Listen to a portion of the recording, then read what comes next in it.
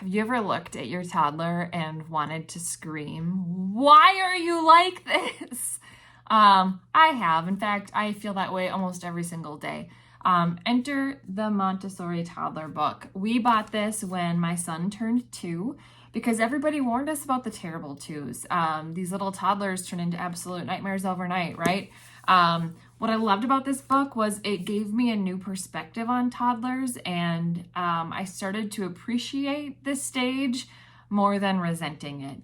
And it doesn't happen overnight, but I can't tell you if you actually would get a light bulb over your head every time you have an epiphany. The amount of light bulbs that went off when I read this book, I'd lose track because it just really helped me think about things differently as the parent.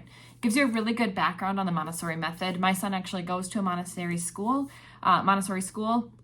But whether or not your child is in a Montessori daycare or school, it doesn't really matter. Again, this just gives you a lot of different tips on how to set your home up for Montessori, why it's important, why we should embrace our toddlers right now and appreciate this age and encourage their curiosity versus putting up those structured walls. Boundaries are important, but this just kind of helps you set those up in a way that allows your child to explore their own curiosity without this constant power struggle between the parent and the toddlers.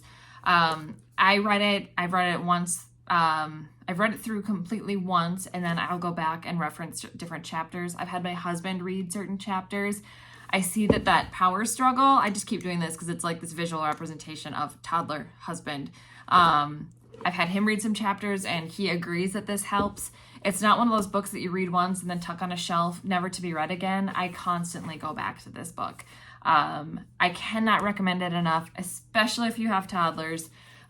Whether or not they're in a Montessori school, this is the book for you, and hopefully it gives you some sanity back because it certainly gave me some of my sanity back.